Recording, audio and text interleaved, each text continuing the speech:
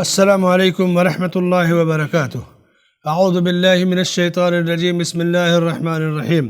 احل لکم لیلۃ الصیام الرفث الی نسائکم ہن لباس لکم وانتم لباس لہن، علم اللہ انکم کنتم تختانون انفسکم فتاب علیکم وعفا عنکم فالآن باشروہن وابتغوا ما كتب اللہ لکم وَكُلُوا وَاشْرَبُوا حَتَّى يَتَبَيَّنَ لَكُمُ الْخَيْطُ الْأَبْيَضُ مِنَ الْخَيْطِ الْأَسْوَدِ مِنَ الْفَجْرِ ثُمَّ أَتِمُّوا الصِّيَامَ إِلَى اللَّيْلِ وَلَا تُبَاشِرُوهُنَّ وَأَنْتُمْ عَاكِفُونَ فِي الْمَسَاجِدِ تِلْكَ حُدُودُ اللَّهِ فَلَا تَقْرَبُوهَا كَذَلِكَ يُبَيِّنُ اللَّهُ آيَاتِهِ لِلنَّاسِ لَعَلَّهُمْ يَتَّقُونَ۔ روزے کی راتوں میں اپنی بیویوں سے ملنا تمہارے لیے حلال کیا گیا، وہ تمہارا لباس ہیں اور تم ان کے لباس ہو۔ تمہاری پوشیدہ خیانتوں کا اللہ تعالیٰ کو علم ہے، اس نے تمہاری توبہ قبول فرما کر تم سے درگزر فرما لیا۔ اب تمہیں ان سے مباشرت کی اور اللہ تعالیٰ کے لکھی ہوئی چیز کو تلاش کرنے کی اجازت ہے۔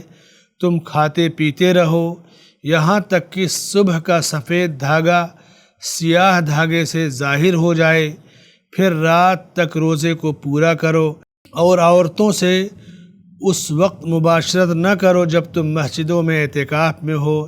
یہ اللہ تعالیٰ کی حدود ہیں، تم ان کے قریب بھی نہ جاؤ۔ اسی طرح اللہ تعالیٰ اپنی آیتیں لوگوں کے لیے بیان فرماتا ہے تاکہ وہ بچیں۔ ناظرین کرام، یہ سورہ البقرہ کی آیت نمبر 187 ہے، جس میں بہت سارے مسائل بیان کیے گئے۔ اصل میں اسلام کی ابتدا میں، جب اسلام شروع میں آیا، ابتدائی اسلام میں یہ حکم تھا کہ روزہ افطار کرنے کے بعد عشاء کی نماز یا سونے تک کھانے پینے اور بیوی سے مباشرت کی اجازت تھی۔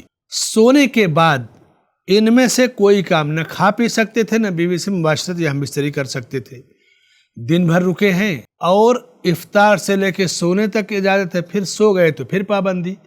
تو یہ ایک بڑا مشکل اور سخت یعنی شاق عمل تھا، مشکل کام تھا، تو اللہ نے دونوں پابندیاں اٹھا لی کہ افطار سے لے کے طلوع فجر تک کھانا پینا، بیویوں سے مباشرت کرنا تمہارے لیے جائز ہے، اور صبح صادق تک یعنی وہی جب اذان فجر ہوتی ہے اس وقت تک کھانے پینے اور بیوی سے مباشرت کی اجازت فرما دی۔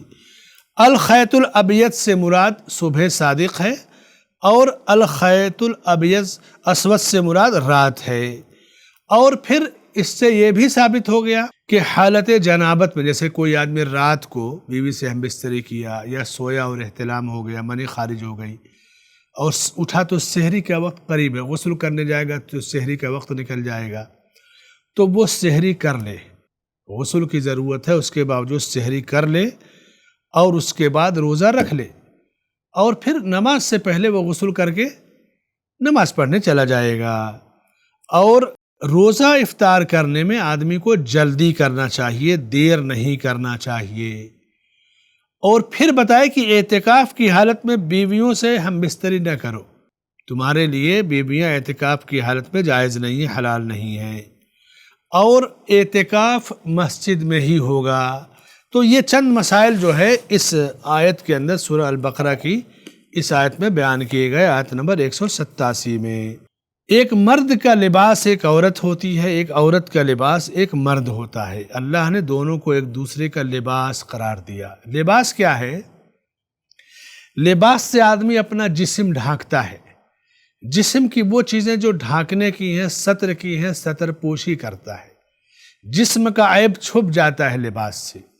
اسی طرح بیوی کا عیب شوہر، شوہر کا عیب بیوی چھپاتی ہے، ڈھانکتی ہے۔ اگر ہر عیب ایک دوسرے کا لوگ بیان کرنا شروع کر دیں تو زندگی آگے نہیں بڑھ پائے گی۔ تو کہا ہن لباس لکم وانتم لباس لہن، تم ان کے لیے لباس ہو، وہ تمہارے لیے لباس ہیں۔ پھر شرعی جو حکم بیان کیا گیا، اعتکاف کی حالت میں مباشرت سے منع کیا گیا، مباشرت کا نہیں، جمع کرنے سے، ہم بستری سے منع کیا گیا، کہا کہ اللہ کی حدود ہیں، ان کے قریب نہ جاؤ۔ تو مختلف مسائل اس آیت میں بیان کیے گئے۔ پہلا مسئلہ، رمضان کی راتوں میں افطار سے لے کر کے سحری کے خاتمے کا جو وقت ہے اینڈ، اس وقت تک کھانا پینا اور بیویاں حلال ہیں. احل لکم لیلۃ الصیام الرفث الی نسائکم. دوسری جگہ فرمایا کہ فالآن باشروہن وابتغوا ما كتب اللہ لکم وَكُلُوا وَاشْرَبُوا حَتَّى يَتَبَيَّنَ لَكُمُ الْخَيْطُ الْأَبْيَضُ مِنَ الْخَيْطِ الْأَسْوَدِ مِنَ الْفَجْرِ. دوسرا مسئلہ جو اس آیت سے ثابت ہوتا ہے، نکاح اور شادی ایک ایسا رشتہ ہے، بابرکت رشتہ، جس سے ایک مرد ایک عورت کی اور ایک عورت ایک مرد کی ستر پوشی کرتا ہے. دونوں کی جو جنسی خواہشیں ہیں، فطری خواہشیں، وہ پوری ہوتی ہیں. دونوں کا کھانا پینا ایک کے ساتھ ہوتا ہے. دونوں کے لباس کا انتظام مرد کرتا ہے، بچوں کا انتظام مرد کرتا ہے. یعنی پوری زندگی ایک مشترکہ پلیٹ فارم کے ساتھ گزرتی ہے. اس کے ساتھ عیوب کو چھپایا جاتا ہے، نوک جھونک ہوتی ہے، محبت کی زندگی ہوتی ہے. تو یہ ایک بابرکت زندگی کا اللہ نے ذکر کیا. اور تیسرا مسئلہ، اللہ کا علم انسان کے ظاہر اور باطن دونوں کو شامل ہے. اللہ تعالیٰ ساری چیزوں کو جاننے والا ہے. چوتھا مسئلہ، اللہ کی مغفرت اور معافی کی وسعت.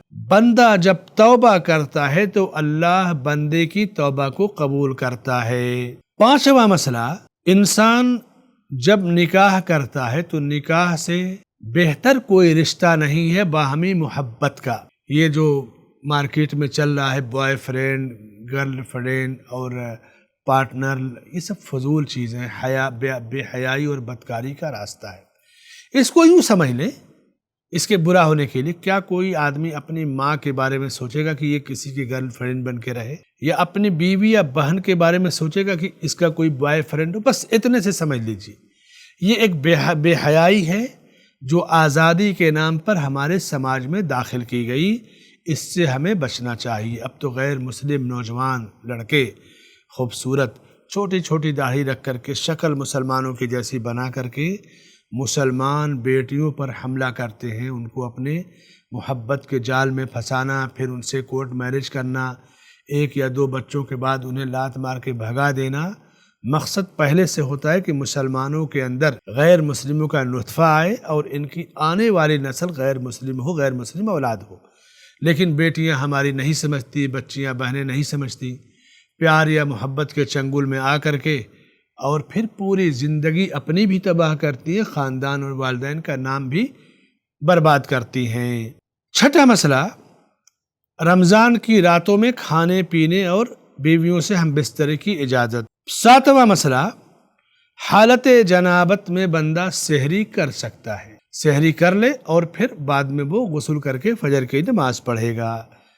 آٹھواں مسئلہ، شک جو ہے یقین سے زائل ہوگا. کچھ لوگ کیا کریں گے، افطار کا وقت ہو جائے گا، 1-2 منٹ 3 منٹ احتیاط کرتے ہیں.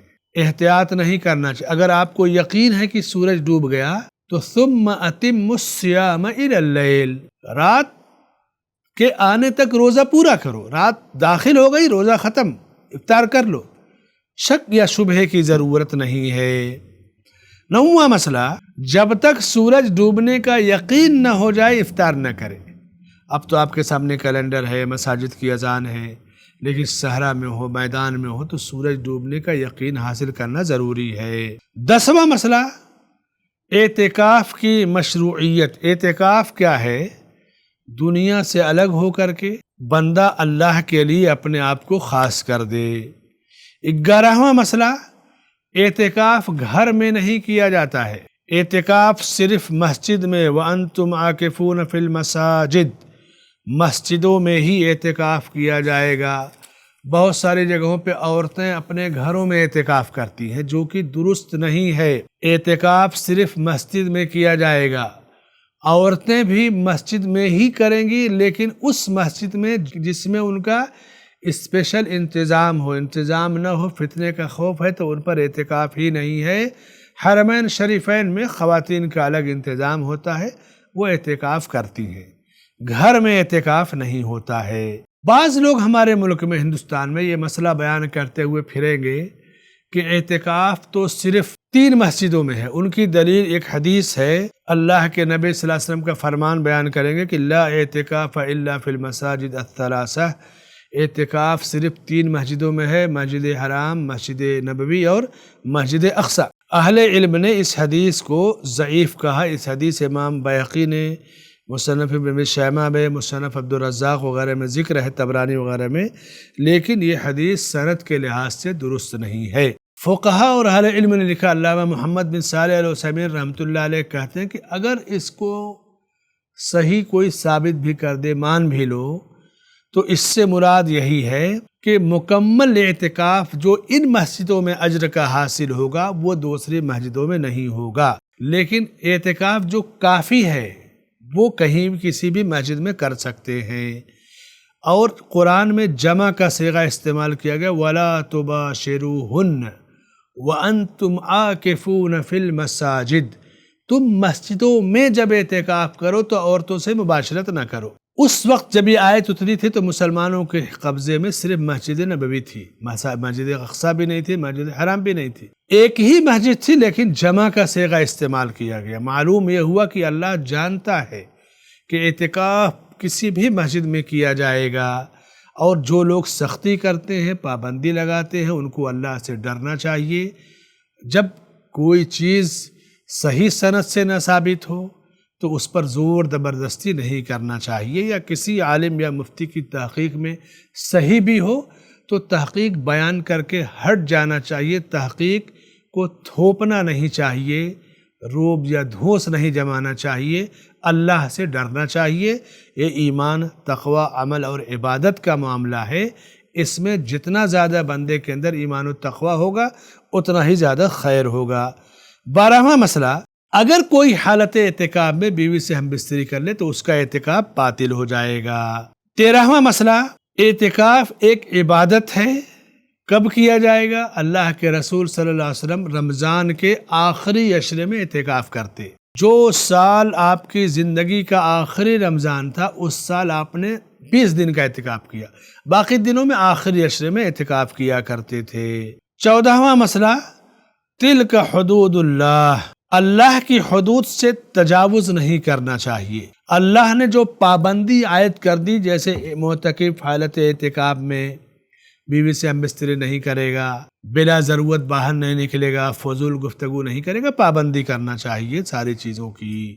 15واں مسئلہ، اللہ تعالیٰ اپنی عبادت کے احکام و مسائل کو کیوں بیان کر رہا ہے، خود اس کا مقصد ذکر کیا، فرمایا كَذَلِكَ يُبَيِّنُ اللَّهُ آيَاتِهِ لِلنَّاسِ لَعَلَّهُمْ يَتَّقُونَ، لوگوں کے سامنے اللہ تعالیٰ اپنی نشانیاں بیان کرتا ہے تاکہ لوگوں کے اندر تقوی آ سکے، لوگ متقی بن سکیں۔ 16واں مسئلہ، اللہ کی شان، اللہ کا مقام۔ متقی جو جتنا بڑا متقی ہوگا وہ اللہ سے اتنا قریب ہوگا۔ جگہ جگہ عبادتوں کو تقوی سے جوڑا گیا۔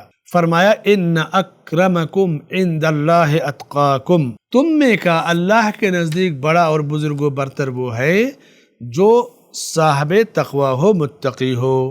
اللہ سے دعا ہے کہ اللہ تعالی ہماری عبادتوں کو قبول فرمائے، سنت کے مطابق عبادت انجام دینے کی توفیق عطا فرمائے، اور اللہ کے رسول صلی اللہ علیہ وسلم کی بتائی ہوئی باتیں، دی ہوئی رہنمائی اور آپ کا طریقہ اور آپ کی سنت، آپ کی شریعت کے مطابق ہمیں جینے کی، عبادت انجام دینے کی توفیق عطا فرمائے، آمین۔